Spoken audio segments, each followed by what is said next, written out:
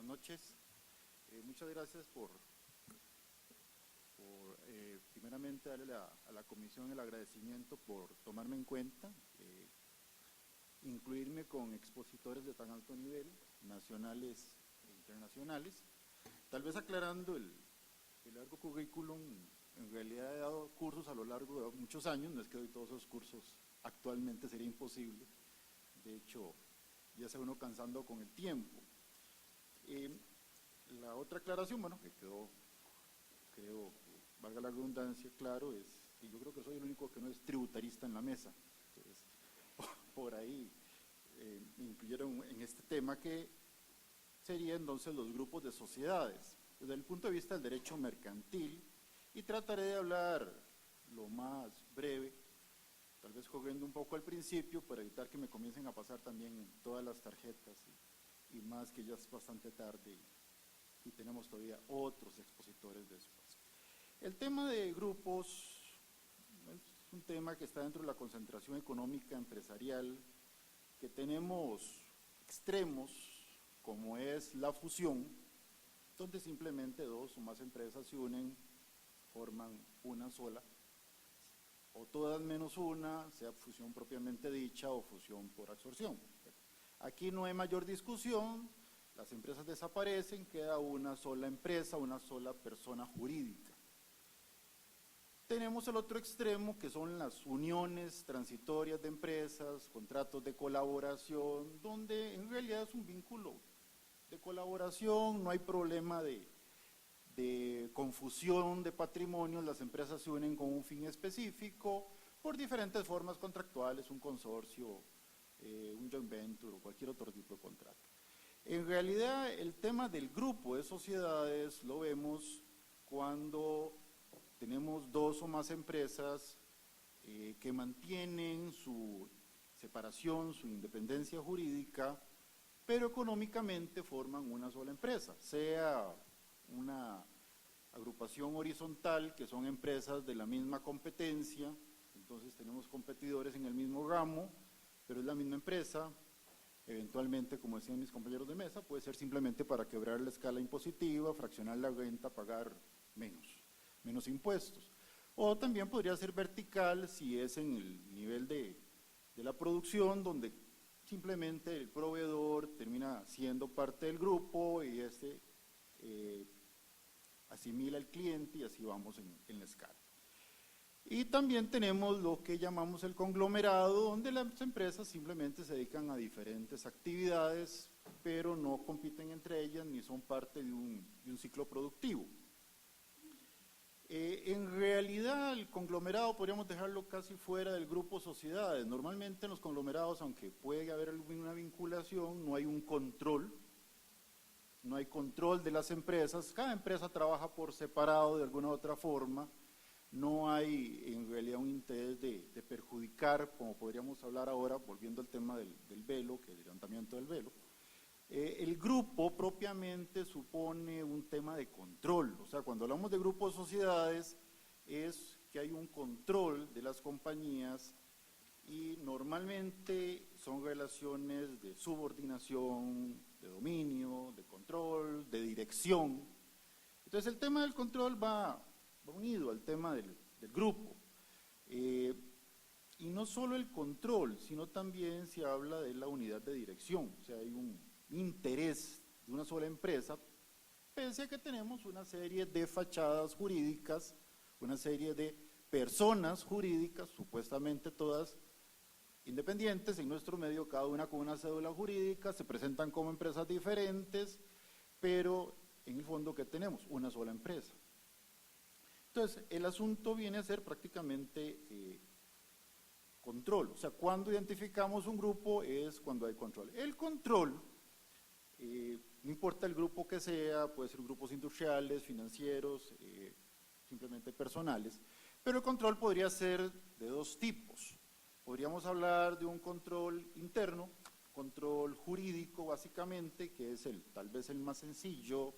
Normalmente hablamos de la adquisición de acciones, hablamos de que se compra el paquete de acciones, sea la totalidad de las acciones, sea una mayoría de acciones, o podría ser hasta un control minoritario.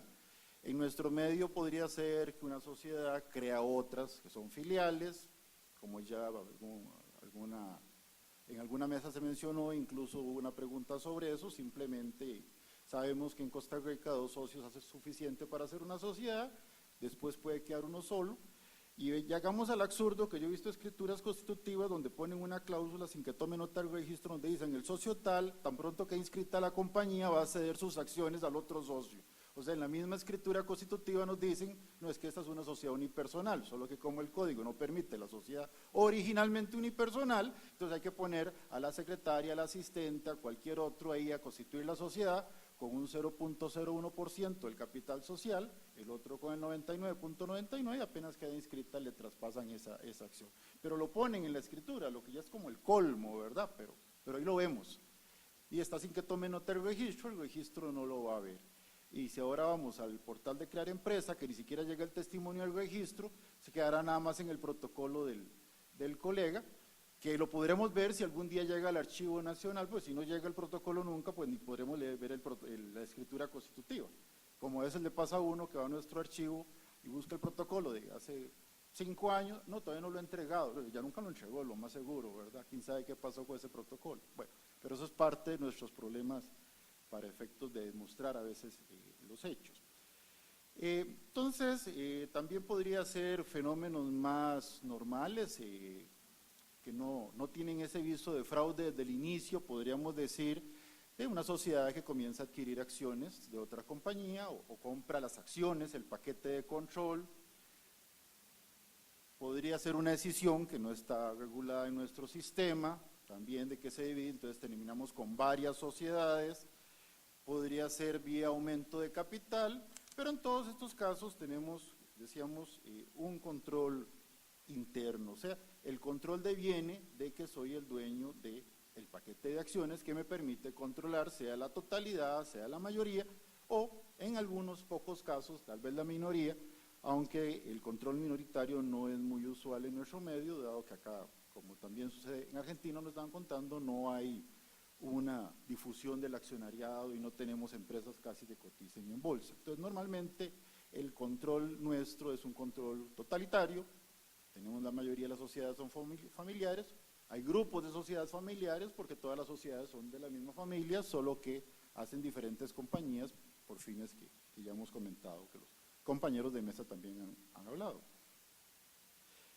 Ese es un control, repito, interno, que viene de la participación social, pero más difícil que el control interno sería el control externo o un control económico, que es más difícil de demostrar, a veces es muy sutil, son formas ocultas en que los dueños de las compañías controlan el grupo, pero sin tener acciones, o teniendo acciones, pero entonces también aparecen los fenómenos ocultos por ahí, socios ocultos, sociedades ocultas y sociedades anónimas con acciones al portador, no en Costa Rica, pero sí en el extranjero. La cuestión es ver cómo se esconden quiénes son los propietarios del capital social, o sea, que también sucede acá.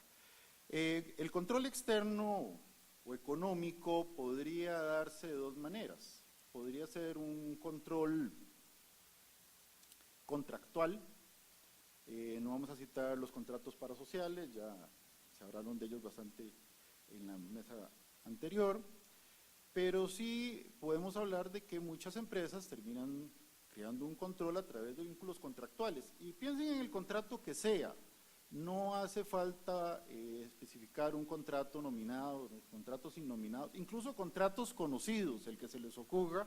Podríamos hablar, dice la doctrina, de contratos de dominación, contratos de gestión, pero podría ser hasta en un contrato de franquicia donde una empresa supuestamente lo que está es otorgando una franquicia y casi que en las cláusulas del contrato vemos que lo que termina es tomando el control de la otra compañía, supuestamente. Disfrazan unas cláusulas por ahí donde lo que termino es dominando la empresa. ¿Por qué? Me garantizo alguna injerencia en la toma de decisiones, garantizo que mis funcionarios de confianza van a estar en los órganos de dirección, pero al final, a través de un solo contrato, donde supuestamente no tengo acciones, no tengo participación, termino controlando la otra compañía. Entonces ahí tenemos cualquier contrato nos podría servir para tener un control económico y que haya o exista un grupo de sociedades. El otro vínculo que podría darse dentro de lo que llamamos control externo económico es el extracontractual o meramente personal. Muchas veces simplemente el grupo se puede demostrar porque por la coincidencia de los administradores. Por supuesto que no estamos diciendo simplemente que si el administrador aparece en varias compañías ya es un grupo de sociedades. No necesariamente, no es tan fácil. Como no es fácil demostrar el control en ninguno de los tres casos, ni el control interno por medio de la participación de acciones, o la compra de acciones, ni el externo por vínculos contractuales, ni el personal. Podríamos encontrar compañías con directores comunes, simplemente porque son profesionales muy capaces que varias empresas los han contratado para sus órganos directivos. Pero eso no quiere decir que sea un grupo. Pero sí hay otros grupos donde la identidad de directores o se cambian los funcionarios y al final tenemos un grupo. Entonces, para determinar si existe o no un grupo, tendríamos que buscar cuáles de esos controles encontramos. Y sobre todo es el tercero el que lo tiene que demostrar. Uno podría decir, el más fácil de probar es el control interno, que tienen participaciones.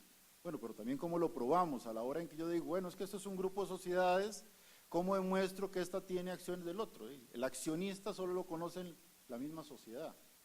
No hay un registro donde yo pudiera ver, bueno, quién es el socio de esta compañía, no lo hay.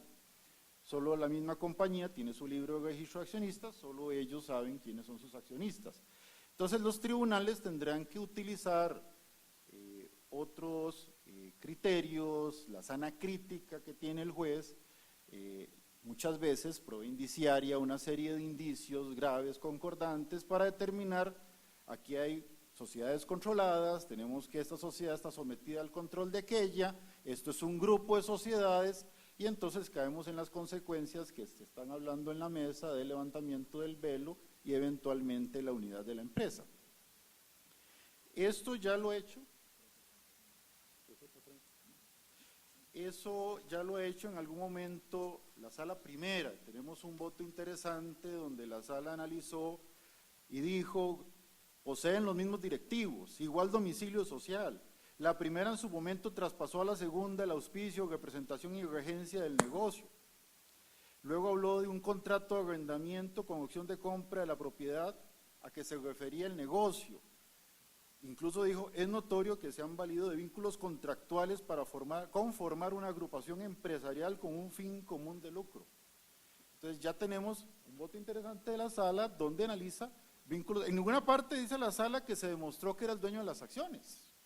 Simplemente el voto habla de que hay una serie de vínculos y considero eso es un grupo contractual. Y vean que son prácticamente vínculos contractuales o personales. Habló de los mismos directivos. Bueno, es que el juez tiene esa amplitud con las pruebas y no es propio del tema de grupos o desestimación de la personalidad, es un tema que se analiza, si pensamos en otro más común, que son las simulaciones. Un negocio simulado nunca se va a probar con prueba directa. El juez tiene que utilizar siempre prueba indirecta, una serie de indicios graves, concordantes, que llegan a la conclusión de que esto es así, aunque las partes formalmente digan que no lo es. Entonces, esos son los vínculos que hay que buscar. El control de una compañía, por eso es que hablamos de sociedades controladas o sometidas al mismo control.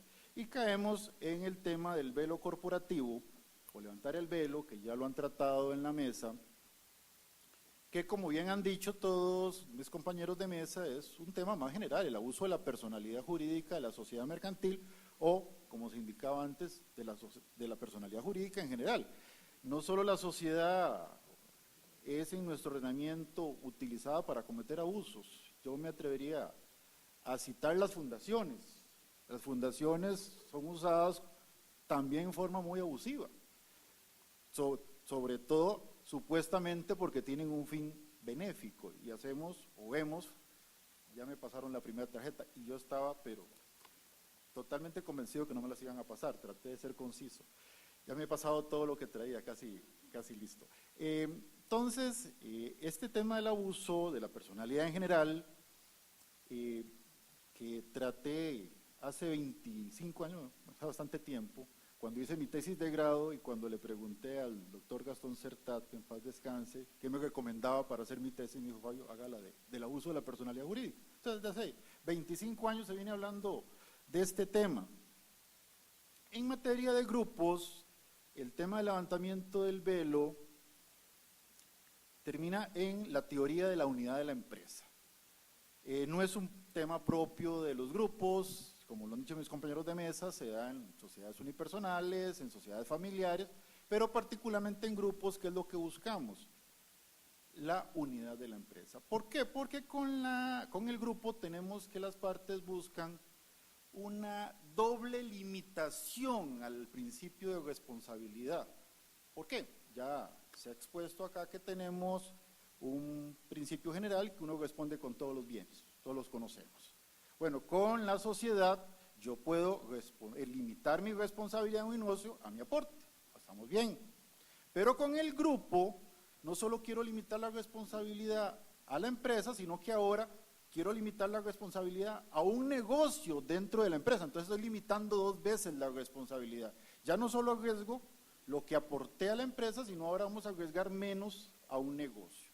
Entonces, lo que se busca es la unidad de la empresa, que como bien han dicho mis compañeros de mesa, el concepto del levantamiento del velo ya se ha aplicado en materia tributaria, con algunas críticas, se ha aplicado en derecho de familia, los jueces de familia lo vienen aplicando hace rato, no les importa si el bien está a nombre de una compañía o no, este bien es ganancial o no es ganancial, igual lo analizan. En materia laboral, la sala segunda viene aplicando la teoría de la unidad de la empresa. Yo puedo demandar a diferentes compañías, ¿por qué? Porque resulta que el pobre trabajador, cuando va a demandar, todos los bienes no están a nombre del que lo contrató. La planta industrial está a nombre de una compañía, los vehículos a nombre de otro, todo está dividido. Al final, el que lo contrató y que aparece en la caja costarricense no tiene nada. Entonces, la sala segunda que ha dicho, no, yo demando a todos y condeno a todos.